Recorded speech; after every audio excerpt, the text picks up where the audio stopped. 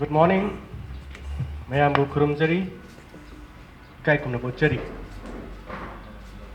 Welcome to the Cine Dialogue, Manipur Cinema na Golden Jubilee Celebration Iroine na. Pangdok Jaba Cine Dialogue ta lengdek libaw.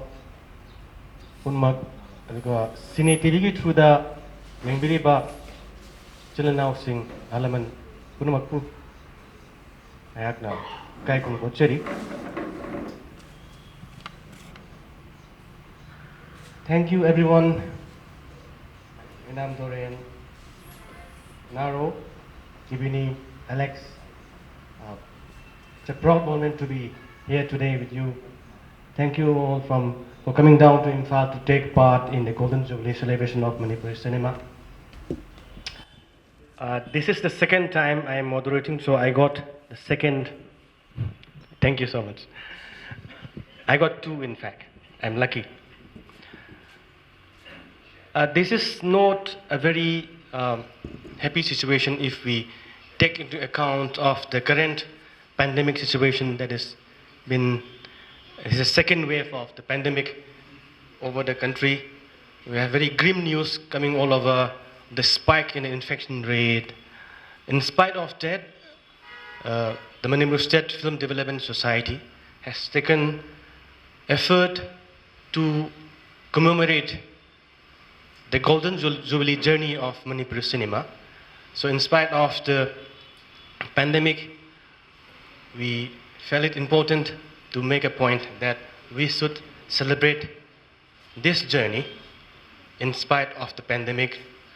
And it has been taken up under the leadership of our senior filmmakers, particularly our secretary, Thomas Sanju Basaswatimayum, and other senior members of the organizing committee, very experienced filmmakers and cultural activists, writers. So here we are today on, I think, the 6th day of the Cine Dialogue. Before we move on to our specific topic, that is emerging stories, storyscape and challenges, I think we can't really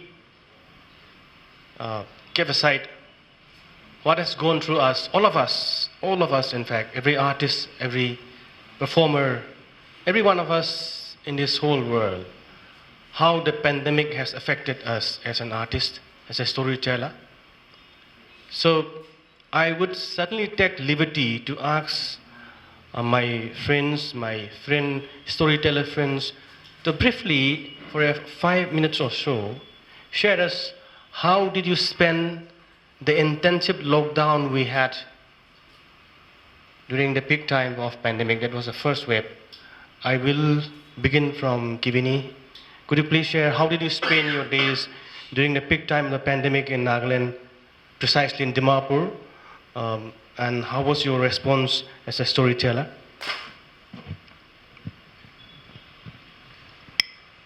Hello. Yeah. I live in Dimapur. It's not a hilly place. It's in the plains. And I live in the heart of Dimapur town. And my house is bang on the road with lots of traffic. And it's very difficult even to cross the road on the busy days. So suddenly when everything went quiet, it was very strange for me. It was extremely quiet. And it seems surreal. Yeah, so as a filmmaker, I think I enjoyed with the quietness, and I enjoyed the peace, actually. Frankly speaking, it sounds crazy, but it was time to reflect, and it was reflecting, and it changed my thinking a lot also, how we, as human beings, we need to stop and this kind. I felt it was nature's way of telling us to, hey, relax, you need to get back to, slow down. And I started thinking differently also. People were coming out in the street taking pictures and all and doing stories and all that, but I didn't do that. I came out and I sat on the road and I looked at the road very quietly sometimes. Yeah, empty roads, and it was something different. Yeah, something I'll remember for life. Yes. Yes. Doran, could you please share your experience? I heard you went around with the camera, take some shots. Yeah, personally, is at home is the same because only my father and me stays in the house, so it's the same whether with it's quiet. It's always quiet. So whether it's pandemic or unpandemic, it's the same in my house. But professionally, I had a huge setback last year because I was supposed to go to Sweden and USA for a project with my friend. It was all cancelled, so I had to stay back at home. Then, and I'm not used to sitting at home. I have to keep on doing something because I have decided whether I get married or not. I have to keep on making good films. Yung pala su pandar su film pasaban nam da baya de habagi kanom lai gre kok sa dun. I went to Tungjoy village in Senapati because I heard about this village where they built about 100 huts to quarantine the villagers coming from outside. So I went there with my crew, had little money to spare, so I went there to shoot. I stayed there for 10 days, came back again, I went to shoot again. Then after that, later on, I got a small project from the government to shoot some public service ads for the pandemic, so I made a little money which helped me to survive. Otherwise, personally, I'm still the same, but professionally, I had a huge setback last year. Yeah. Please share your experience of the pandemic during the lockdown. In connection to Doran's story, actually just before the lockdown, I think he had called with his Swedish friend saying that they'll come to Nagaland. And then we were like, just wait. And luckily there was a lockdown. So luckily in the sense that they didn't come to Nagaland. Otherwise he would have been stuck in Nagaland, no? They were just about to come. Same thing with the lockdown, I think. Luckily, like I said, of course we were stuck in the beginning, but slowly some departments were calling us to make public service announcements. But even the way we worked had to change. Because we couldn't go around collecting stories, things were very strict. And my editor lives in another place, I live in another place, so even to go to his colony was a bit of a problem. So how we decided to edit or how we collected our footage, everything then just changed. You know, how we collected stories suddenly had to change. So even our work, the way we worked, suddenly the whole idea of working and going out and shooting and meeting people became so difficult. We had to get footage of, like, asking people to send their footage or, you know, animation or something that we had never done. We had to tackle things in a different way. And I think as filmmakers, we also thought maybe, because my friend and me were doing the PSAs, and we thought maybe we could give back a little in the sense, in terms of everybody was donating money for the pandemic. So we thought, okay, we will not take our fees for the PSAs. But I think they were kind enough to just say, it's okay, you keep the fees because we know that you also need the money. But the way we work just changed, and how we actually look at how free we were before the pandemic, how we could talk to people, how we could interact with people. Everything just was under the scanner, and now, I don't know, I think we live in a world that's changed, and a world that, you know, makes us think of this one-to-one relationship we have with people and how we as filmmakers work. So, because I think this will continue for a while, and I think we all have to adapt to it. Yes, Alex, please share your thoughts. Greetings from NFDC, National Film Development Corporation. I'm humbled and honored to be here for the 5th Manipuri Film Golden Jubilee celebration. Bobo, you're asking, how did pandemic affected my life as a storyteller? It affected me immensely, very fruitfully. As a writer, I like quiet time in isolation. Solitude is what I long for, even during pandemic days. So pandemic days allows me to spend personally enough time to reflect on my life, first of all, because to write something very genuine, you have to conquer yourself first. Then when I started reflecting on myself, and I thought my writing become much more powerful, much more genuine. And I'm happy to tell that I have almost finished my screenplay during this lockdown.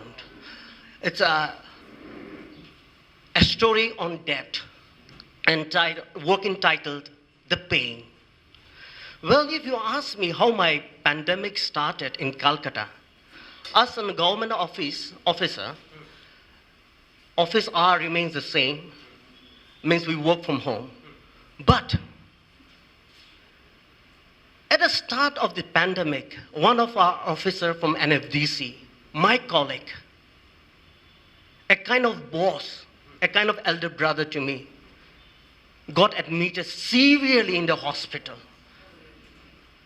So now he is from Nagaland, wife from Manipur. Wife and children stayed back in Manipur, no one to take care of him. And that hospital, it's the place also where the COVID patients are kept. So now I'm in dilemma, whether I should take the risk of visiting him, taking care of him every day. But situation compelled me to visit those days, even risking my life. I realize during this pandemic, we human beings has to have a heart of humanity, a heart to reach out, a heart to conquer, because only when you are safe, I'm safe. Absolutely great for me during this pandemic. I'm sorry, so many lives has lost. So many people has lost their employment. But as a writer, it gives me enough of time to sit down late into the night, take down a pen or on my computer, and start it. Whatever thought that comes through me, that flows through me, yeah.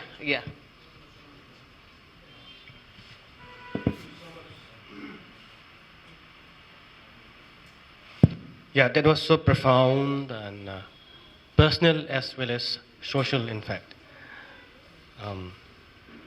I can also relate with every one of you, and I think we can relate with each other the experience that we had gone through in this pandemic.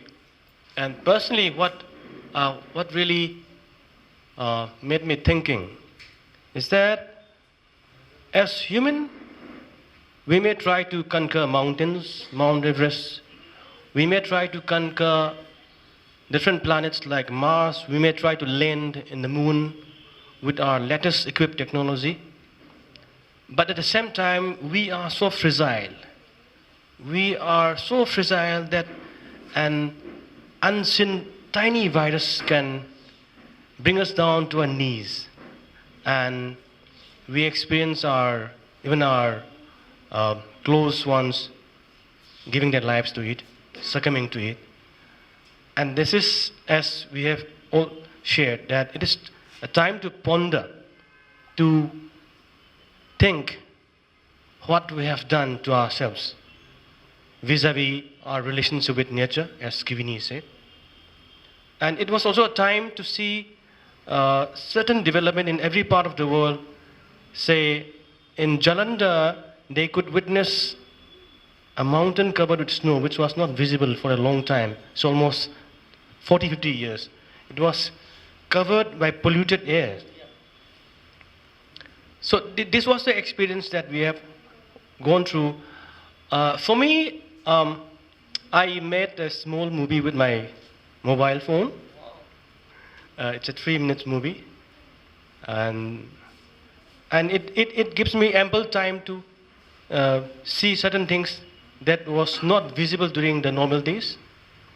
How are, particularly in our society, the real heroes are the women, I should say. How they struggle to get food during the time of pandemic, during the time of intense lockdown, amidst the curfew, how the women arrange themselves, run here and there, collect vegetables to keep the family fire burning, the kitchen fire burning. I think this is incredible thing which, which has been going on since time ages. But I would certainly say our women are the brave warriors of the pandemic. Besides, we have our health workers and every stakeholder society working together to face this unique situation, face this unique challenge. I think this is like another reunion for all of us. The last time we met was in Nagaland Film Festival. This was in 2019 December, if I'm not wrong. October, November. Then, at the beginning of the year, the pandemic starts from March. This was the last time we met. Otherwise, we kind of stumbled into each other, either in a pitching session or in any documentary festivals. We bump into each other. In a way, we were quite lucky, even though we stay a few distance away, we get opportunity to bump into each other and share our thoughts, share our experience. Today, we are going to miss Meena Longzam and Sonia Nepram. They have got some emergency engagement, so they can't come out and they can't attend this dialogue. And we were supposed to include fiction storytellers as well. But Sange Dorji, another acclaimed filmmaker from Arunachal, he couldn't come because he is so busy with his shooting schedule. Then again, we had Dominic Lepcha. He has also earlier engagement with film shooting, so he can't stay longer. If not for the shooting, he would have been here joining us for the dialogue. Then again, we are also missing Mapua Chongtu. His film was Nora was screened yesterday, Mizoram, a very popular filmmaker in Mizoram. He has been making a sensational wave these days because his films are being promoted through the OTT platform, and he has his own network of disseminating his films to the audience. And I'm told he's making a very good money out of that, and his films are really demanded in Mizoram. And he also has a shooting schedule. If not for that, he would have been here, and we would have loved to listen to his experience of working in Mizoram and how he's kind of developed his own ways to promote his stories and tell it and share it, and also at the same time get a little profit out of it, and again invest it into his future project. So this is not only about documentary filmmakers, this is also about fiction storytelling, but we are missing some fiction storytellers here. Nevertheless, I believe this would be a robust kind of dialogue. To begin with, I think we shall all share our personal experience, how we embark on this journey called storytelling. Because storytelling is, as commentators observe, is one of the most important tools for survival.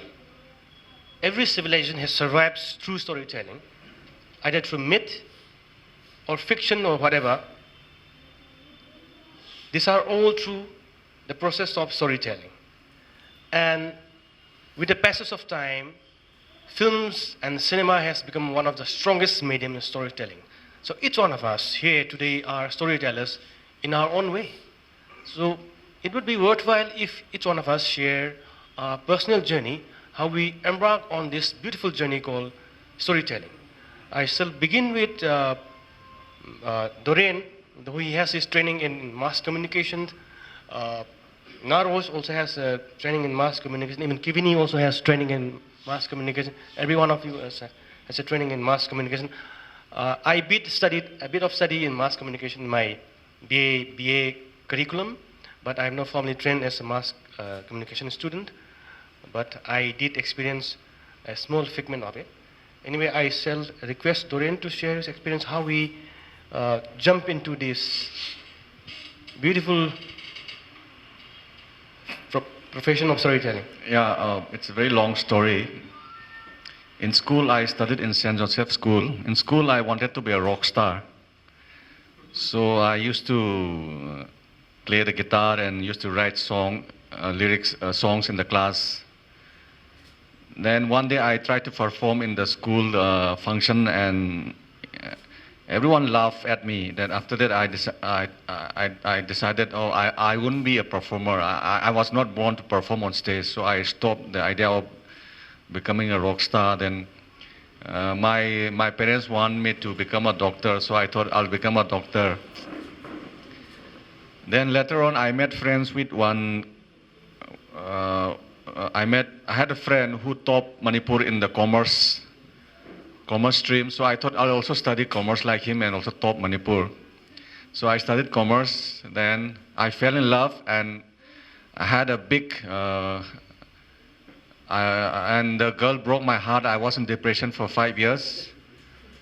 So, and commerce was not, and I was very bad in accounts. So I thought commerce is not good for me. So I thought I'll go for advertising, something very creative.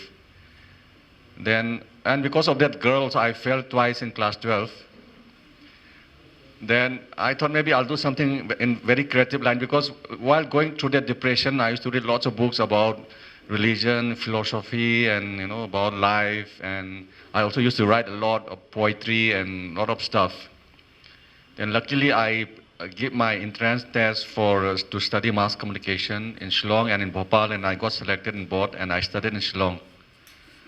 Then I met a professor, Tarun, who is also a filmmaker. He was a producer in NDTV, and he inspired me to make films. I used to follow him around, and that's how I started making films. But something happened in my life while I was in Shillong. One of my friends from Nagaland, Kohima, her name is Aino Kechu. She brought one album of the first music album of Ruben Masangba, the Tangkhul folk singer. It's called Tan TV. So when my friend from Nagaland bought this cassette of Ruben Masangba, Tan TV, it's a folk, a kind of folk and a little bit of rock kind of music, and I fell in love so much with the album. Then and I also fell in love with folk music. So for 6 years, I keep on dreaming that I'll do something with Ruben Masangba. I keep on dreaming maybe I'll make a film with him. From Shillong, I went to Delhi to work. Then even in Delhi also, I was always dreaming about Ruben's music and the dream to make a film with him. Then I came back to Imphal, and one day I met Ruben in the studio in Thangal Bazaar, and I told him that, Guru, I want to make a film with you because I fell in love with your music. Then 2 years, I went to Bombay again. Then one day suddenly Ruben called me and said, Doren, this Ministry of Culture wants to make a film on me. Can you do it? I was shocked because for 6-7 years, I was dreaming of making a film on Ruben, and I didn't have money also. And suddenly one day I got a phone call saying that the Ministry of Culture wants to make a film on him. So it was kind of a miracle. The money just came to me. I don't have to look for money. So I made a film. I followed Ruben for 2 years. I followed him in Ukhrul, Shillong, Kolkata, Delhi, Rajasthan, and so many villages in Ukhrul. And it was one of the most happiest days of my life because I didn't have to worry about money. I didn't have to worry about getting my film selected in film festival or winning an award, or I didn't have the pressure of getting married from my parents, from my brothers, from my relatives. So it was one of the happiest days of my life. And the film became quite successful. It won an award, and it traveled all over the country. It traveled in Europe. And even now, even after 10 years, 11 years, even now the film is still traveling. Last year it was supposed to screen in Dhaka. I was supposed to go in Dhaka in May, Bangladesh. It got cancelled because of the pandemic. Then in October it toured some cities in Japan. And right now I've got an invitation from Singapore to screen the film in Singapore. So the film is still... Sorry if I may interrupt. May I ask, are you an unhappy filmmaker now? Yeah, so I'm coming to that. So after that film, Now I have to make my next film and I didn't have money again because the little money I made from that film, it got over with traveling and shopping and, so it got over. Now I have to look for money for my next film and I didn't have money. So now I have to worry about getting money to find, to tell my next story. Then, and I also have to worry about whether the next film will be good like my last film, because my first film did so well that I have to make a very good film that will also do well again, because there's so much pressure from everyone. Then also, of course, there's this pressure also to get married. So right now, there's so much pressure to find money for the film, The second pressure, not the film pressure, but the family pressure of getting married. Now I don't want to meet my aunties, because if I visit my aunties, first thing they'll see and talk is that, so when are you getting married? Do you have a girlfriend, or shall we look for someone for you? So I don't want to meet my relatives now. I just want to be alone. But coming back to my film, of course, money is always a big problem because it's very expensive. And in Manipur, we don't have very good technicians. Of course, I'm lucky that I can shoot my own film because I think I'm a good cinematographer. That's why Kivini always call me, tear me with her pork in Dimapur. that Kivini will say, don't say yourself. So I can shoot on my own, but suppose to edit my film, I have to call somebody from Kolkata. I have to get the flight ticket. I have to put him in my house. I have to give him nice food, breakfast, lunch, dinner. And they charge a lot of money. Per minute, he's charging around 2,000 to 3,000 per minute for editing a film. So it's very expensive. And even for sound, also I have to go to Kolkata, color correction, Kolkata. It's very expensive. So right now, there's so much pressure in me, And today, I learned that I'm not the only one having this pressure. Even Kivini, Naro is also having the same pressure. They are sharing BP tablets now. Blood pressure, so they are sharing blood pressure tablets. I also need one blood pressure tablet after this talk. No, this is not really advisable to take blood pressure medicine. Yeah, but it's really not good to self-medicate. We have to consult a doctor. If the doctor prescribes, you take the BP medicines. But in terms of stories, I think I have so many stories to share. Because right now I have 2-3 stories developing in Manipur. In Ukhrul also I'm planning to shoot 2 more films. Then I have 1 more story in Arunachal Pradesh. Then I have 1 more story in Nagaland next year. So I have lots of stories. Yeah, we shall come back to you. Thank you, Doren, for sharing some of your personal experience, which are quite warm and eye-opening for all of us. I hope this dialogue or this celebration does not become a pressure cooker with all our pressure stories. I shall come to Brother Alex to share how he stumbled into this world of filmmaking. Briefly. Wow. Happy to be alive. Yeah. Sharing my stumbling or embarking on the journey of the film, I think it's a golden time, golden opportunity, and talking at the right place at the right time. Well, I did my mass communication, and my parents always wants me to be to write exam, UPSC, as every parents do here in this part of the world. But I chose to be into the media. Yes, I did my graduation, then I landed in Delhi and started working. And Indians, once upon a time, most celebrated TV serial, Indians most wanted in TV serial, ZTV. Somehow did not go on. Then I met a wonderful person, the DDG of Doordarshan. He did say, Alex, what are you doing in Delhi? Go back to your region.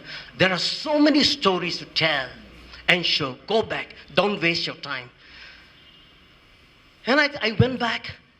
And when I came back to Manipur, I thought, coming back to Northeast is stepping into the gold mine of stories.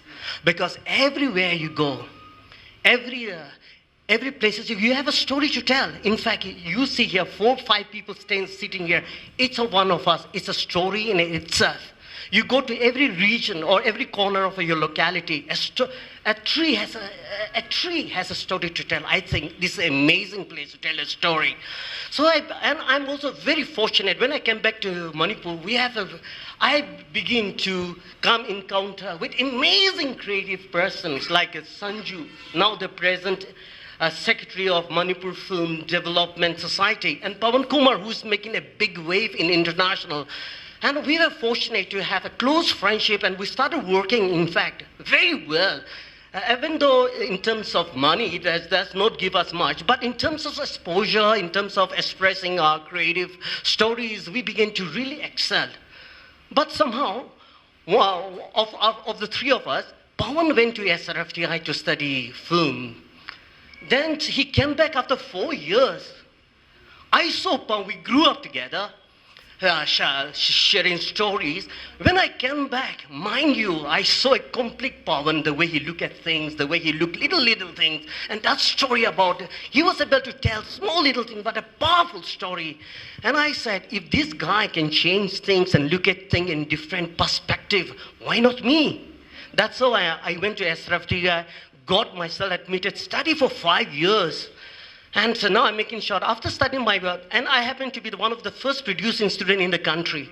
So that was also an opportunity. That's how I landed in a government job right now. But one of the most interesting I had as a storyteller is chosen as one of the 5 students from our country, India, to go to China and shoot a film. It's amazing experience. That is one of my greatest memories that I will always withhold very close and dear to my heart. Now, you are saying why I'm a storyteller, but working in the government, National Film Development Corporation. My friends, I tell you, National Development Corporation is the largest, given platform, not only to the Indian, but Southeast Asia, to tell your story, share your ideas in terms of screenwriting lab, producers lab, and distributions, and in different form. And you get to meet amazing persons who are in this field, storytellers from around the globe. And I'm sure my friends out here and those are listening in social media will take this advantage. Please log to NFDC.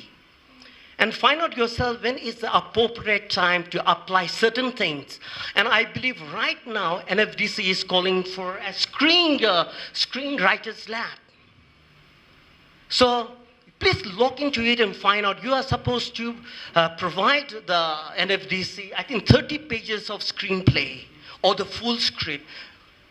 And also on this platform I would like to share, come down to Goa every year in the month of November for a week. Come and meet the experts in storytelling around the globe and sharpen your skill.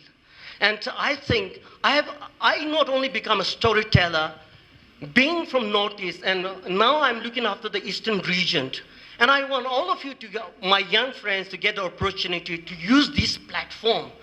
And I'm telling you, it will not make your story just local. I'm telling you, your story will go global. What more do you need than that? Thank you. Naro, could you please briefly share how you embark on this storytelling? It's if I'm talking about my journey from when I did my mass communication to where I am now, of course I'm a different person. I think for a lot of people, lots of us at that age, we don't know what we want to do. And we get into different courses because of various reasons. And we kind of stick to what we get entrance into or where we get our admission into. So I think that is also what happened to me. And after getting into mass communication, I think the idea of telling stories is with every one of us. But how we want to tell our stories and why we want to tell our stories is something that I think we should also reflect. I think there was a time where I was thinking, when I look back, the stories that were coming out, the few stories that were coming out from the Northeast, or the few things, films that we saw, were films that were made by other people. Other people would come and make stories of us. They'd come for a festival, they'll shoot us, they'll take an interview, and they'll go back, and that is what was portrayed to the world. Like we are exoticized, we wear our costumes and we dance and then we are happy. That was what we saw. And that did not really sit well with me in the sense that, of course, that is their story to tell us, but why can't we tell our stories ourselves? The idea of being able to show other people that this is our life, this is what our daily lives are not. We don't wear our traditional costumes every day. We don't sing and dance every day, So that is what people were thinking that we were. So we also people that have evolved, and like Alex was saying, it is something that now I think people want to see globally. This is who we are. So the idea of being able to tell our own stories, I think that is very important to me. That's why I think even if it's in a small way, if you can tell a small story and make a 5-minute story, 10-minute story, it doesn't matter. As long as it's your view, it is something that Right. you can connect with. So Yeah, sorry to interrupt, yeah. but you were working with the NDTV, one of the Yes. most sought after news channel and lucrative job. At what point of time you decided you should leave NDTV and come back to your place in Nagaland? Yeah, so NDTV happened because I was doing camera actually in NDTV. Okay. So for me now looking back, I think that's really helped me with my work here. But I think after a year, I was like, I can't do this anymore. Because every day, of course, it was fun. I learned a lot. I cannot deny I learned a lot. But I think there came a time where I was like, I need to go back. And also for me to get back home, I think was very important because I was never home when I was young. So for me to come back, I think that was a big decision in my life. It didn't happen overnight. It took me a while. To but come back home and to tell our own stories to the Yeah. world. That's beautiful. I think Kevini, yeah. Your Yeah. story of coming into the fold of storytelling. Oh, it's a very different time for me, especially in Nagaland. In my earlier days, film is something very new. When we were growing up in the 80s, early 90s, television was very new, and television itself was very new. In Nagaland, we didn't have very few. We had 1 or 2 theaters, and I remember going to a theater when I was very small, and after that to the theater, that also stopped existing. Films, though, I never watched in a screen, I think none of anybody around my age ever sat while growing up, ever went to movies at all. We didn't have movie halls. I think we had one in Kohima, and due to insurgency or something, it shut down and and in Dimapur we have some 4 or 5 shabby little halls which cater to B-grade movies and all. So it's a very new thing and in Nagaland we are obsessed with Hollywood films, or maybe Bollywood also, and lately with Asian movies. Mostly if you ask any Naga and all, they'll mostly into, I think, Korean film, Korean TV series were so much in, that came later. But in my time, the first visual thing I saw was like Doordarshan, yeah, Kisan program also. I'll sit and watch Yes, we all grew up watching Doordarshan, Yeah, so that even was Krishi Darshan. Yeah, so in school they used to screen some films, some black and white films in school. So that's my first contact with movies, okay, moving images. So it was fascinating, but I never imagined in my wildest dream that today I would be a filmmaker. So I did some training in broadcast art, and I was keep trying to explain to my grandpa what I did, and he could not get it. And he said, listen, Grandpa, I learned a little bit about radio production, TV and films, and also one day he calls me and takes out his big long radio for me to repair. A big radio, wooden radio. So nobody could understood what, in my generation, what you wanted to do, where will you get a job, where will you how are you going to sustain yourself, all that, that thing was there. So it was very new, but so I started with radio, announcing for radio, and I was an announcer for quite some years for Western music. It started like that, and I started writing. We can notice that because in your film yesterday, Yeah. Your voice was marvelous. Yeah, It was really marvelous. I do give voiceovers for documentaries also sometimes, yeah. And I have been announcing Western music for quite some time actually. So, and I even went into news reading for some time in Guwahati, but I hated it, so I didn't do it. So it started off like that, and I got interested in the storytelling and all. And I, Naro also said, people look at us and they think that they come to Hornbill Festival, they look at all the warriors in their glory and they think we are like that. Hello. We always say, look at me. I'm the new modern one. Now still don't, they think we are still that hoo-ha, that wired. No, it's so different. Even in the village is different. Times have changed so on. And who's going to tell that story? It's you and me. So I end up going to all these strange, God-forsaken places, inaccessible places to find my stories here. So, or sometimes I go deep into the underbelly of the city, of the towns, and I find stories which are untold. Yeah, so you will see in some of my films are like a bit different, untold stories mostly. Yeah, that's Yeah. beautiful. We have been given a warning chit by the organizers not to digress from the challenges of the Northeast. Thank you for the sweet reminder. In fact, we are not digressing, we are coming to the very point of challenges. I was going to ask you, you have been here in this field for the last 25 years or so. If given a chance, not financially, if a very beautiful story, to tell a fiction story, would you tell? And what would be the challenges you would face if you imagine making a fiction film? Because we haven't seen enough stories from the Nagaland coming out, in fiction particularly. In non-fiction, we have seen your work, Naro's work, and some other friends who are I working. do have some fiction work, yeah. So, when do we get to see your fiction stories, and what are the challenges that you think you might face in making these stories? I think the first fiction kind of a film I did was, I've done 3 or 4 folk tales for Doordarshan. Did a fiction Okay. work. I wrote the screenplay, I wrote the script. I took the stories from some folk stories, I turned into my own script. Usually your stories are like this.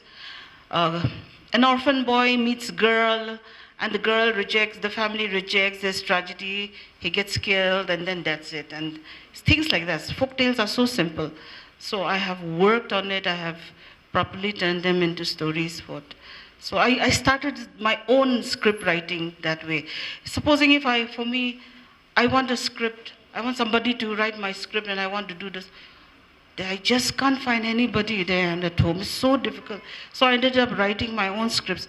I think I've done all my own scripts. Till date, I've written all my scripts. So scripting, is something also. My last film, I adapted a Japanese story into a Naga film for television, yeah. So I did that one, and I'm working on this, a story by Istirin Kire for a feature film right now. Wow. And it's been in the co-production market actually, and working on it. And so my story is like, I'm dwelling on folk, the mystical. See, everybody knows Northeast, this thing, insurgent. You look at a Naga and say, oh, these are troublesome people, they are always fighting. No, they look at, no, yeah. I have the impression of that. Yeah, so I said, we have stories, yeah. Well, you do not see the folk tales, the mystical, the magical sides of our land, no?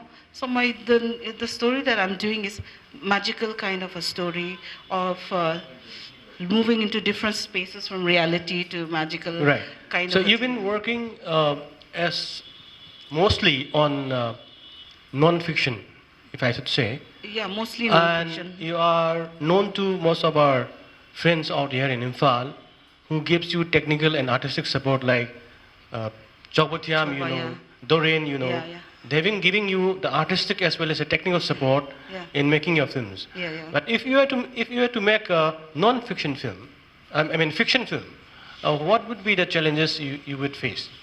Can you be precise on that? I found that the greatest challenges is not in the technical team and all that I can get from anywhere, Okay. depending on the budget and all. One of the greatest difficulties is the land, our landscape. It's not easy, you know. It's a mountainous region. From here to reach there also, it costs money. Transportation is costly. And when we do fiction, one major problem we have is artists. See, we have these languages in Sema, then there's hundreds, so many languages. Now I can't just go, oh, you are a good actor, come, we'll do the acting. Now you can't speak the same language, you are from... Now if I do Nagamese, then for me, Nagamese is problematic actually. I don't like Nagamese. I would do anything to avoid Nagamese. So in my next film also, I'm still looking for artists from a particular tribe I can use and do the film. Yeah, so it's very difficult that is one of the biggest challenges in Nagaland, finding artists and making them speak one dialect for the stories. So I'm doing an Angami film. So I have lots of actors in Sema and Ao. Excellent ones. Okay. But then in the Angami thing, I don't have. So my next challenge is I have to get whoever is available, and I have to get them and work with them in a workshop. And you know, everybody has a job. Acting is a very new thing in Nagaland. I have below 30 years, lots of actors. Above 30, it's like looking for a needle in a haystack. Tomorrow I'll go tell my uncle, can you spare some time? And I can do that. But he'll say, no, today my wife is sick, tomorrow. He'll just leave off. And while shooting also they'll go. It happens. And like I've lined up everything and just on the day of the shoot, my fellow will come and say, no, today I can't do it. Because he has the worst bosses. I have to go to school. Today my exam day is... So that is one of the biggest challenges when it comes to... Yeah, I believe, Kibini, you are a brave storyteller. You will overcome those challenges and come out with a beautiful story. Yeah, Naru? Thank you. Yeah, let's come to Naru again. It's about the sustainability, how we sustain ourselves as independent filmmakers. As someone who stays in the Northeast, do we have a peculiar problem, or do you think it's a generalized problem, cutting across the board? Peculiar to our profession or peculiar to our, you mean? Peculiar to our profession. Is it peculiar to our region as well, or is it peculiar with the whole tribe that we have in the country? Yes, independent storytellers. I think funding is always a problem, but for us, like few of us filmmakers, sorry, I'm just going to digress a little bit, but talking about the problems. If you see Nagaland, the scenario in Nagaland, you'll see that only the women are filmmakers. There are very few male filmmakers. Why is that so? Now you wonder. So you wonder because you think that maybe it's because you cannot sustain a family. You cannot earn enough to look after a family. Because I think it comes to economics. Because there are men who have studied mass comm.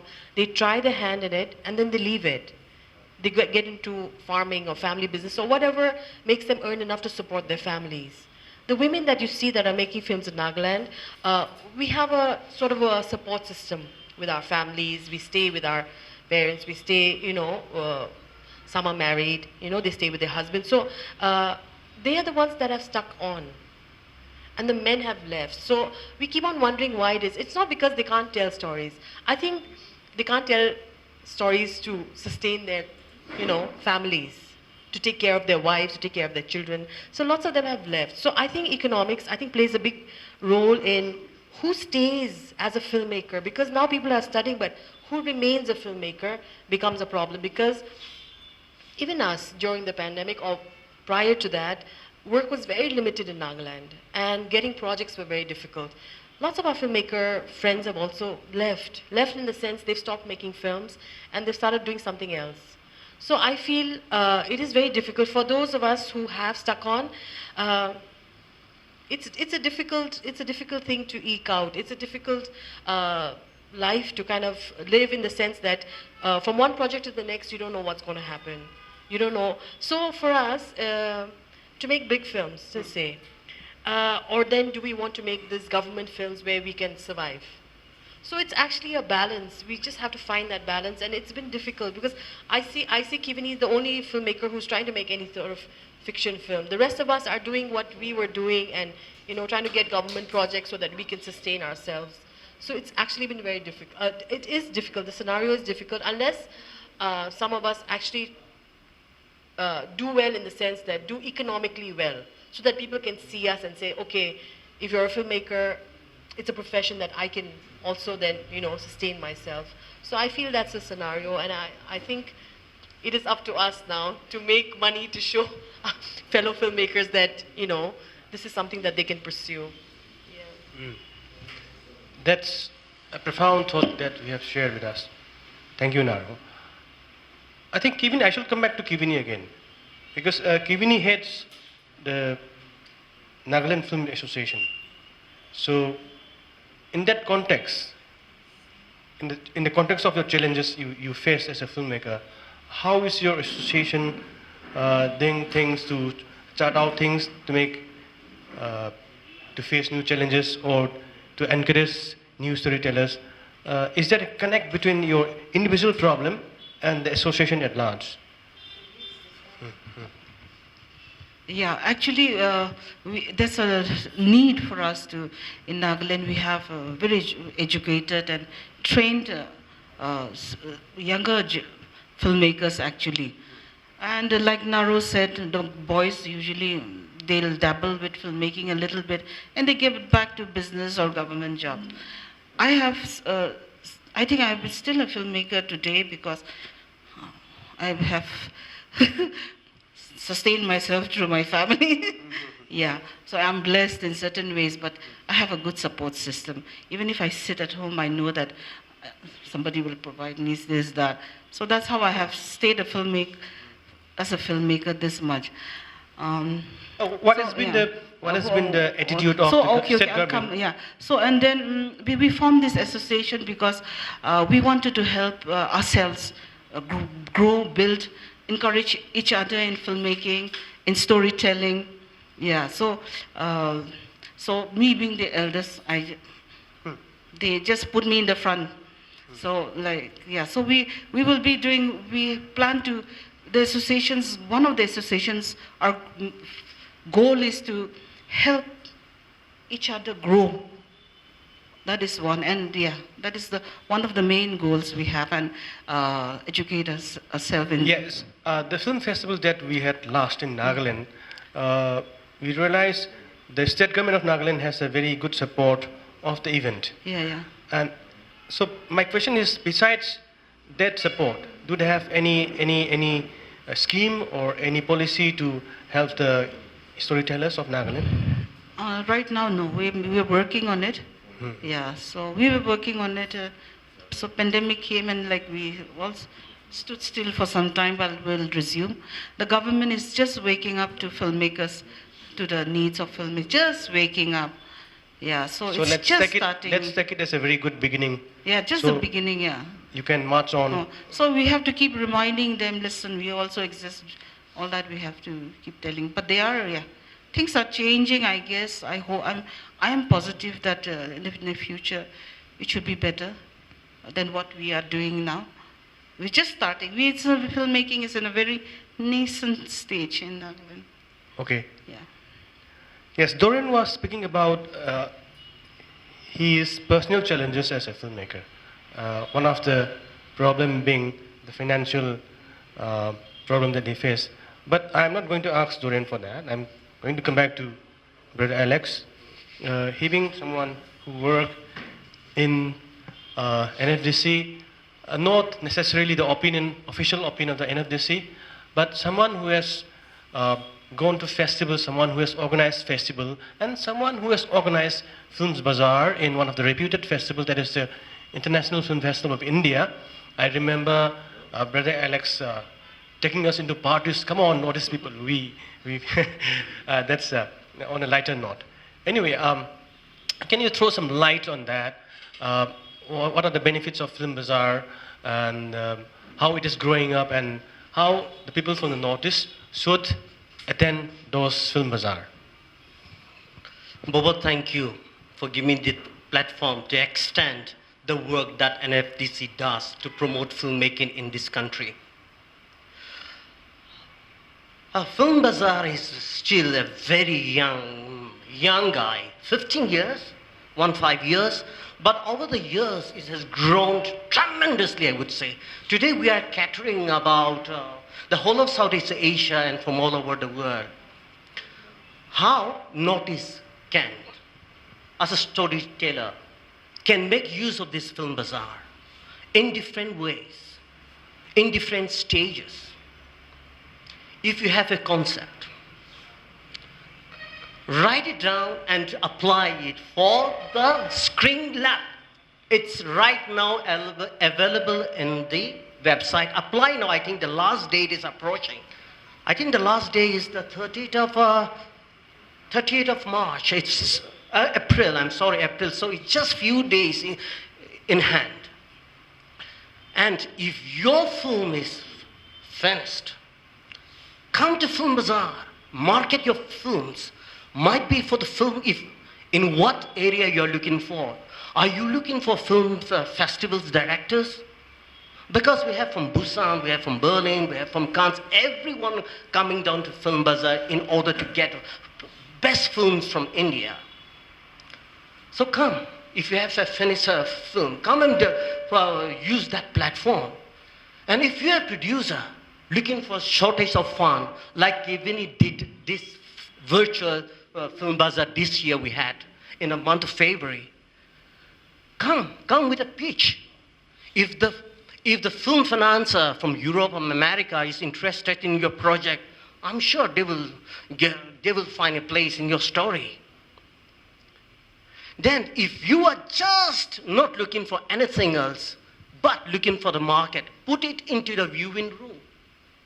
So NFDC give you platform in different levels of different stages of where your film is. So I think in so far, over the last 6-7 years where I was actively engaging in Film Bazaar, we have seen or promoted filmmakers from Northeast doing very well. Look at Dominic Sangma, you have seen. Look at Pawan Kumar. They all are a product of, I believe, in some way in Film Bazaar. So Bobo, I'm sure you're a filmmaker. Please log into our website, check it out. What are the facilities and amenities or opportunities available? And so please make yourself useful. But friends, here comes. I've been speaking to your secretary, MFDC, Mr. Sanju. Why not organize a 1-week-long screenwriting lab professionally, or producers working lab? Because you can't just simply applying, you think that you will get, but you are competing the rest of the country. And mind you, India is the largest storytelling country in the world. You have to compete them. In order to compete, there are few little things, a pointer that you need to get to know. The log line, your screenplay, your synopsis, your long synopsis, short synopsis, your budget, in terms of looking at your marketing. There are so many things that you look at, and that needs a professional help. Just like a patient needs a doctor. I believe your script needs an experienced mind and an experienced finger to see and feel it and to make it a great film out of that film. And mind you, I have great to hear the stories of our friends from Northeast, the storytellers. Mind you, it's a tough world to be a filmmaker. I'm a government employee because I could not sustain as a filmmaker as well. Because when my son asked for me a cake, I will probably have to give a piece of loaf. That is the situation we are facing today. But I was speaking again to your secretary, Mr. Sanju. Why not organize in this golden year? Take this opportunity, collaborate with NFDC, and make it happen. And also since this is a platform to the Northeast, NFDC is actively engaging not only Manipur but all the eastern states, northeastern states. We are asking them, well, how are you, or what's your film policy all about? What are the procedures, or what are the things that you are looking to make the filmmaking very easy and soothing for the filmmakers? What is your infrastructure? What is your marketing and distribution available? So these are the few things that we're asking the nodal officer of each station to give us a report so that we can come in and see how things will, meet the demand of the region to tell a great story, yes. Bobo, can I just add one point that Mr. Alex is one of the Manipur Cine Commission, newly formed commission member. So we've got a very able person. And we were supposed to. You are talking about the screenwriting workshop. We were supposed to have a screenwriting workshop this event, but it was cancelled because of the pandemic. We had already postponed. Tuesday, right? What postponed? Thank you. Because of the pandemic, we have to postpone, but it's still in line, and we hope participants will come up and take part in. It's a really important part of the filmmaking process. You have to have a good script, and you get to know how to write a script. Sure. Yeah. Now, before we don't have enough time, I'm afraid. Before we move on to pass the mic to the audience, I shall come to Doreen briefly. If we can share us events like the Docades, where we have incubation training of filmmakers and storytellers. Is it a good steps, particularly for independent filmmakers, and why one should not miss this kind of event? Besides Docades, we have many other events happening in Dhaka, in Kolkata, even in Imphal as well. So could you please share your thoughts on it, briefly? Yeah, before coming to Docades, I want to share a little bit about this international script funding and all those, because the first time I got some money was from Europe for a screenplay I wrote. It was a Buddhist film. I was struggling in Bombay and I had literally nothing to eat also. Then I was writing script, then I sent it to Europe, some festival. Then they liked my script and they gave me some money to start the film. So they said they got about 98 screenplay and they selected 6 and mine was one of them. So that was the first time I got some money from Europe through my script. I just had to send the script and they gave me some money to start the film. But I couldn't find any producer, so I couldn't go ahead with the film. And after that, 2012 or 13, I went to Orissa for a screen lab. And even Romi Maitei, my friend, was also there. There were filmmakers from all over the country, and there were filmmakers and screenwriters from Germany, UK, then US, then from Mumbai. From Mumbai, there are 3 of them, all very famous screenwriter. We were there for about 10 to 15 days. So whole day we were doing the script workshop and every night we were partying. So it was a good experience. And one filmmaker from Bombay, Onir, he liked my script. He said, Doreen, I can produce it for you, but I couldn't finish the script because I was too busy with my projects.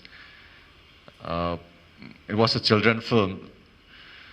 And after that, I pitched in Docades again in Kolkata, where all these funders from Europe, US, they come, like all the TV channels, like YLE, then Arte France, then BBC, POB, then NHK Japan, all the TV channels from around the world were there. But it's very tough competition because everyone, there are about more than 20 projects and we have to pitch in front of these broadcasters and they select a few projects.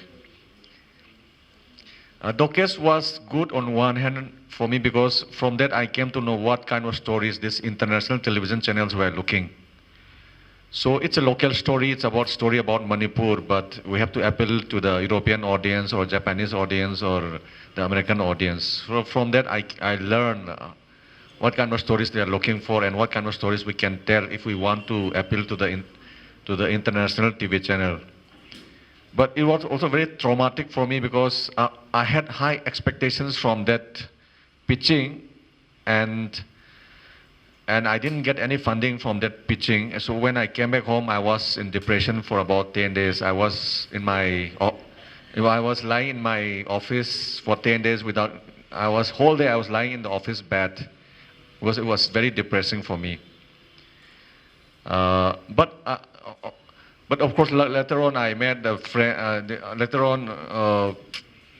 I got back to my feet again because I realized that I cannot stay back in depression. And my depression in my earlier days, when I was in love, it helped me to get back my energy. So I got back again, and I started working again. Whether I got my money or not, I'm going to shoot my film.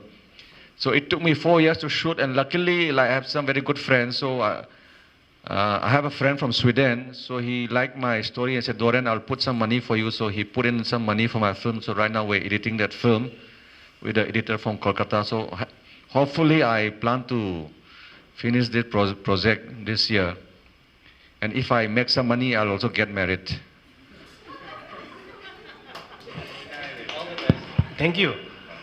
I am not an expert on clinical psychology, but I think the word depression is a very heavy word.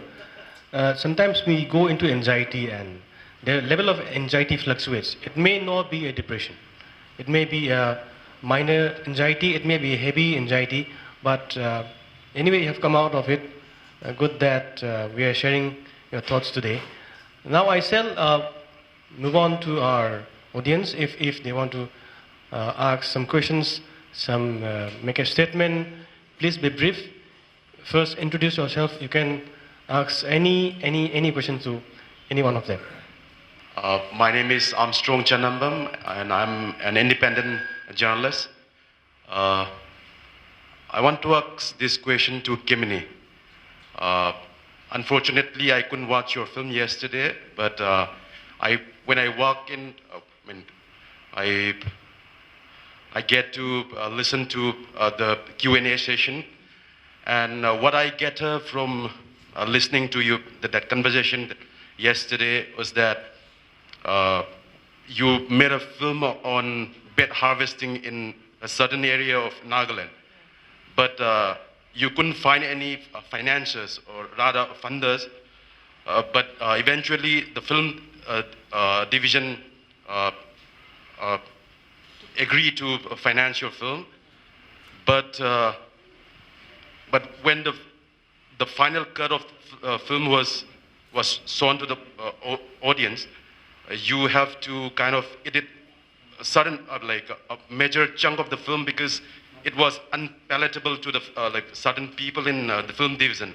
So, as filmmaker or rather storyteller, I think that's like setting certain set conditions on any form of storytelling is sensitive. So, as a creative person, when something of this sort happens to you, when you are compelled to kind of adjust or rather compromise. Compromise with yeah, okay. One senior, somebody also asked this morning, you see, when for an outsider, when they see the fire, forest burning and the animals being killed, it's horrific for a lot of people also. So in the films division panel, that time somebody was there who was being appointed, government, the Sarkar types was sitting there in the panel, and he was the boss of films division. He just didn't want to see the bats at all. He told me to remove if I want to make the film. And he really didn't like my topic. But then he gave me the project. And by the time I was finishing the film, he went out of the office. So I put the bats back a little bit, very carefully. But the story I planned was something really different from what I have seen. So, yeah, I did. And when you are doing a film for 4 or 5 years, you want to wind it up also sometimes. Yeah, it can't go on. So sometimes you do. I did compromise there. Yeah. Some people, producers allow you to let you have your way also. Yeah. So that's it. Yeah, there is another filmmaker sitting quietly all these days. I want her to speak up. I will call out her name. Renuka Sarai, would you please ask some questions so that we can have a lively interactions with your fellow storytellers from the Northeast? Yeah, Please introduce yourself. good morning, I'm Renuka Saraisam. I've met Naro before, I hope you remember. And actually I was trying to hide under my mask. Well, for me right now I don't think I have a question because whatever you guys have shared, it's something very relatable to all of us. I'm going through the same thing regarding funding and then again how to sustain as a filmmaker. So I think the struggle is real for all of us. So I would just like to say that at this period of time, we just need to support each other, and then we need to collaborate more and try to expand our community. That's all. That's a beautiful point. At the same time, keep our eyes and ear open to avenues where we can get fundings, because this is the first and foremost challenge that we face as independent filmmakers. But in a way, I would say this is a good thing. Otherwise, we would be led back. We would be overpaid and we'll be so happy with our work. But I think struggle is fun when you really struggle. So, any more questions? Yeah. Please introduce yourself, Sandeep. Hello. Hello. I met Naro and Kevini there at Kolkata. I came as a Bobo's assistant. Hope you remember. Masabitri, he was the assistant editor. I was there. We met up there at Films Division, Kolkata. So I have two questions. One is for Naro and one is for Alex. And Naro, I'll go first with Naro. That you said you did a mass communication. And there are many platforms where you can tell stories, like you can write books or you can do a lot of things. But why choose film? I mean, is there any inspiration or is there any... I think when I was little, I loved watching films. Oh. I'll just chalk it up to that. Yeah, because I really admire, I think, my Manipuri filmmaker colleagues, because I see lots of men. In contrast to Nagaland, what I was saying, I see lots of them and they have stuck on and they're so passionate. So every time we come, Kivini and me are like, okay, we're going to Manipur. All we're going to talk about is films. So, so they're really passionate. For me, it was something that I fell into and something that, like I said, I've learned, I love it now and this is what I do. And I'm so happy that I can make a living off what I studied and I can sort of make a living off that. So I'm really lucky to do that. Thanks. It's all about So next I'll go to Alex. I'm a film editor and I do shoot for non-fiction also. So is there any event or something which NFDC organize for a like editor or a cinematographer, instead of sitting and waiting for somebody to hire me? Like, is there any platform where I can go and get an opportunity to edit or shoot somebody's project? Like for a director or producer, you go to. I hope you. Should I repeat or? Yeah. How do you market yourself, right? No, he's a technician, he's an editor. Yeah, in fact, marketing himself to get his platform, to show his skills in whatever he is good at. Is there any opportunity to get somebody's project? I don't know how's the situation out here in Manipur, but I know things in Calcutta. In Calcutta, people look out for young people as special cinematographer and sound. Yeah, they love to work with young people, and also, yes, there are lots of people looking for young people, but I don't know how you are going to stay there and sustain. Because I have studied in SRFT, I know they look for young people to come and work with them because they bring lots of energy. Yeah. NFDC right now, no. Because we are we are not hiring you as a cinematographer or a sound editor, because the project that NFDC is, when we look out for the regional films, that is like Bobo can apply, Kivini can apply. It is under who Kivini or the Nara or Bobo or Doran, you have to work. But NFD does not give you like, straight away come my friend, you take a work on this project. It is the directors or the producers of that film who has been selected to produce. Yeah. Namo Sanju. That indirectly, yes. A question from Alex, just before you answered his question, you were going to talk about marketing oneself. Can you talk about, dwell on marketing oneself as a director, as a producer, as an editor, as a camera person?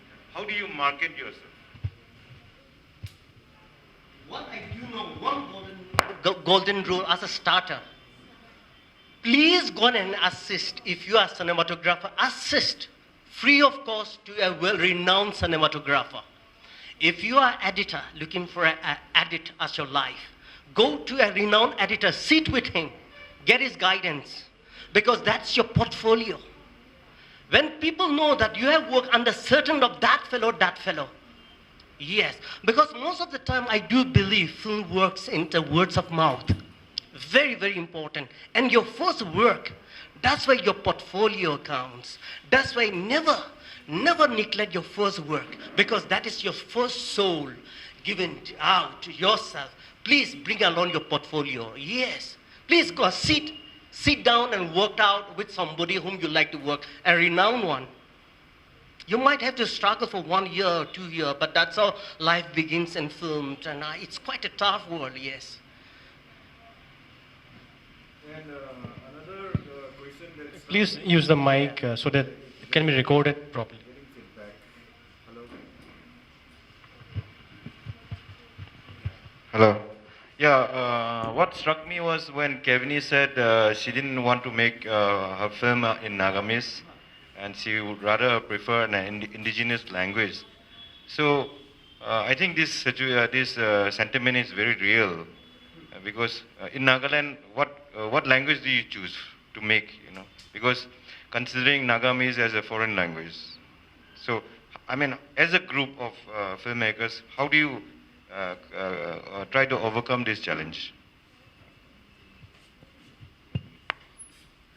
As a group, I don't know how the others feel, but sometimes you are compelled to use Nagamis. Individually, I'm saying, but as a group, too, we have not discussed that yet. Yes, yeah.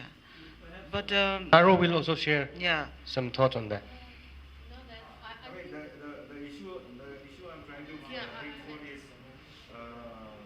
you have so many language and you don't have a common lingua franca that is indigenous. So, is there any thought on developing a language for cinema for Nagaland of Nagaland film, Nagaland cinema? That's not But something it's high that- time, I think. Then. Yeah, that's not a feasible thought. Sanju, all the tribal ho ha Will ha come. and he will whine. But I'm sure they must be thinking. Somebody must be thinking. No, We are I very think I possessive met of- Kivini when she was at pre-production stage for this film. And I think she had reached a level where she was so frustrated because she wasn't getting the actors and she wasn't getting the from the tribe that she wanted. She was saying, now, I'm going to make a film where they will all speak their own dialect, and then we can just subtitle it. So I think I met you at that point where you just didn't want to use Nagamis and you were willing to just use, though they didn't understand each other. I think so. It's a very difficult process, and it's a process that you have to live with. Yeah, I think Whatever film this you make. is sorry to cut. Boba allowed me to jump in here when he's asking why language, that language. Right. In fact, after the screening of our film yesterday, I asked the same question. Why do you use Nagamis? Because I told her, you lost few notches. Your film could be higher. Have you used the indigenous language? But you have used Angami. For me, I don't feel it. I tell you, friends, filmmakers, real filmmakers, I'm talking about, they really look out for originality, ingenuity. The smaller, the better. The smaller, the brighter. Remember that. notice everywhere, so fragmented, right, in language, so much of mother tongue. Preserve them, use them. And it is for us as a director, producer, why not get a translator? It will take you much farther than using a common language. Because film is what? Capturing time and space. If you fail to do that justice, I think we fail as a filmmaker. Yeah, you made your point, Brother Alex. I think this is not only problem for the filmmakers as well. It's an ethnographic problem for the entire Northeast, or given that any part of the world you have a unique language and a unique story to tell. I think this we have seen this in the case of the Arunachal films also. Arunachal, we have diverse tribes, and they kind of try to tell their story with the Arunachali Hindi, which is what they call a polluted Hindi, somewhat mixed with their local dialect and the Hindi. And it sounds to me, I don't know if I can use the word strange, but they say that's the only way they can make a natural film. But personally, as a storyteller, I would encourage each and every ethnic group to make films in their own language and express themselves, like Brother Alex has said. And on the way when we are gearing up for this celebration, just 2-3 days before before the 9th of April, I think we all remember the auditorium was screening a Kabui film with full house. And it was so encouraging to see Kabui brothers coming out with their own films. And mind you, it was running full house. When we have the Meitei films not shown in the local cinema, but we have, amidst this worry, we have another ethnic group coming out with a story in their own language, which is really encouraging. So on that note, we have to just briefly, we don't have time, so James, a brief question. Yeah, my question is to Brother Alex. This is regarding the producer. I recently interviewed a filmmaker from Ukhrul. He made a very nice film. But it was spoken in the Ukhrul Naga language there. Tangkhul language, sorry. And he said that he is a novelist, and he's a producer and filmmaker of the film. It was based on human trafficking. He actually wanted to make film for a larger audience for sustainability. So he want to incorporate with filmmakers, actor and actresses from the Imphal. So this is one example. I'm talking about Northeast. What would be the next level film for Northeast from the producer point of view? Wow. I have been in Film Bazaar, I said, for 7 years, right? Actively engaging. You ask Kivini or somebody. People are rushing. People are trying to get Northeast directors. People are looking like, as if a precious gold, they are looking for it. And I used to tell the Northeastern filmmakers who have been fortunate enough to attend the Film Bazaar, make full use of it. Because why? Our stories are yet to be explored. It's hidden, it's dormant. It needs to erupt. Yes. So they know there is something great here, there's creativity here. Yeah, they're looking out for people, great filmmakers like you. But it's how you apply that becomes important. Tell that filmmaker, write proper synopsis script and apply it for an FDC lab. It might be, if the story, as you said, is sounding very interesting, because if the story can affect that person, it will affect me as well. If that story can affect me and the producer, and the story will go on board. It will be green lighted, and yes, camera action, go. Quickly, Dorian has to say something. And yeah, because we have been talking about all the issues and problems we have as filmmaker, but I just want to wind up with a very positive thought that though filmmaking is tough, but it's also one of the most wonderful profession. We also make money. We travel a lot. We travel around the world, around the country. We met so many friends. I met Kivini, Naro, because of filmmaking. Just wonderful friends. And Kivini lives in a nice house. He drives a nice car. He eats very good food. Yeah. Look at Naro. He drives a nice car. He's well fed because he's getting money. I'm also getting money. See, look at my clothes. I'm wearing nice clothes. I drive a nice car. So don't give up. If you don't give up, no, we also make money. I just want to tell this in the end to my brothers and sisters, because don't give up, because thinking that filmmaking is very tough. Don't give up, because we live very good life. You know, I see all my clothes are all branded clothes. See, I'm serving at the center. I'm also living very good life. So please don't give up. No, if we have stories to tell, just give out your heart. No, you'll make it. That's what I wanted to say in the end. Please don't give up. Hello? Yeah. Just like to supplement what Doreen said. I don't think filmmaking is that difficult a profession to sustain oneself. Like even Ronnie, most of our panelists has agreed that out of sustainability issue, people have chosen government job and people have left filmmaking. I disagree with this, because I think the opportunities booming right now to make independent cinema, non-feature as well as feature. There are platforms where you can go, where you can submit these scripts, projects, and where you can get mentorship and help in scripting. And then there are 1,001 platforms where you can go and get funding. The thing is, you have to give skill, because like I was stressing, I was asking Alex to speak on marketing yourself. Filmmakers have to market ourselves. We cannot just say that we're filmmakers, we don't sell our ideas, we're not like salesmen. You have to sell the idea, you have to sell yourself, you have to sell your stories. You have to become a salesperson. That's why I wanted to Alex to talk a little bit more about selling your idea and things. We have touched on that point. You were away from this room. Just 30 seconds. Just hold on. Just 10 hold seconds. on. We have touched on the point that Tamo Sanju highlighted while you were away from this room. You have missed that. But sorry for reminding.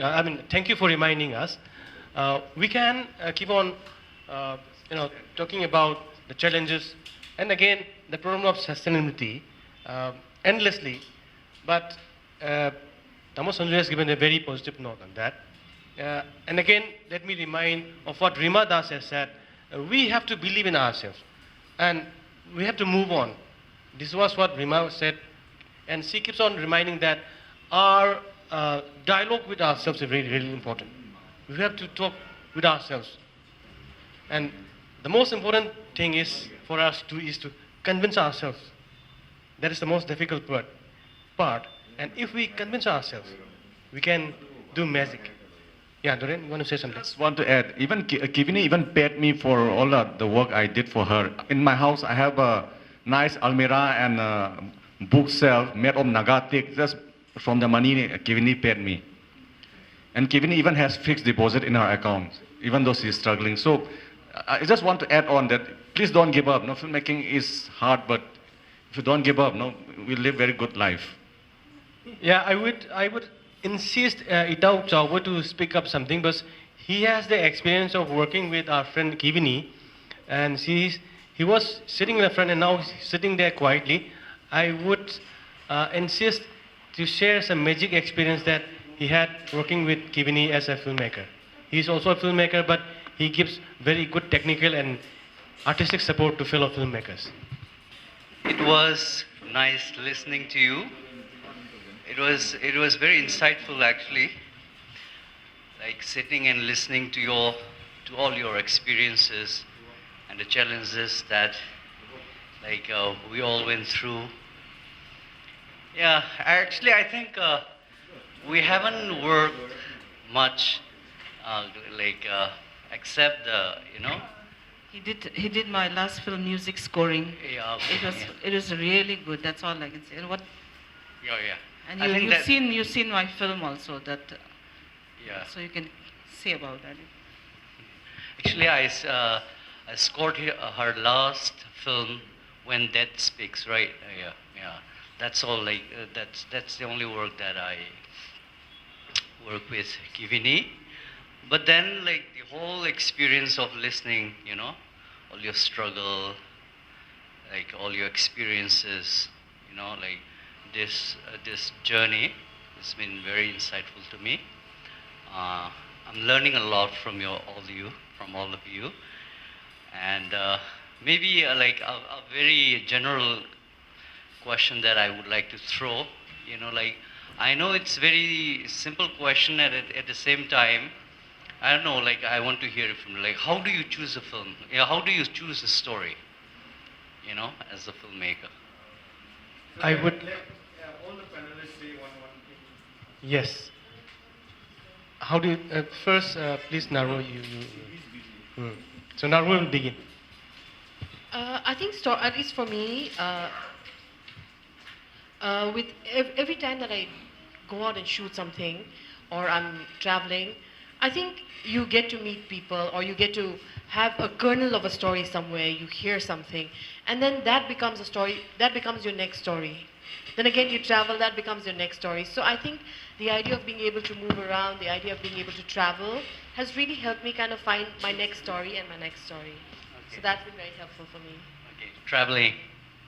Yeah, And traveling. shooting, yeah. I'm traveling and making films has really helped me come up with my next story. I've been in the field for a long time, and I think about the feasibility. I just don't do go for topics that fancy me.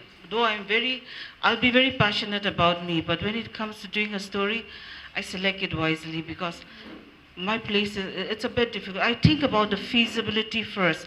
Can I go there, the time, budget, everything, then I select it, and I think I can do this. Then I go in and I do the story. Because there's so many stories, some doesn't work, some works. Yeah, abundance of stories, that much I can say. Yeah. Yeah, Alex.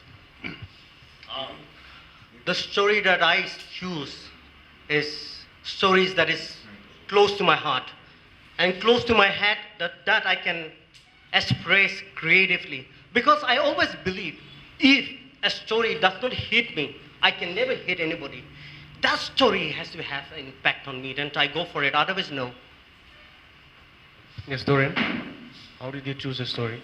I think this is a very tricky question because sometimes I discover stories by accident. Sometimes stories come to me, but traveling and talking to people helps me a lot. Sometimes my friends tell me about a particular story. Like 2 years back, I was shooting in Arunachal. One of my friends from Arunachal, she told me about the story. I was interested, so we went to shoot. Then I did a project in Meghalaya 2 years back. So somebody in Meghalaya told me about this subject. And I got money from Delhi. I had to wait for 1 year. So story comes from different directions. I think we should open our heart to stories. And only then, because people know we are filmmakers, sometimes they have something interesting thing to share, they just call us up and say, okay, we have this story, are you interested? Or it comes from different ways, but I cannot say how, but I think we should keep our heart open to stories. I think that's what I can say. Thank you so much, Dorian. And one question specific to Dorian.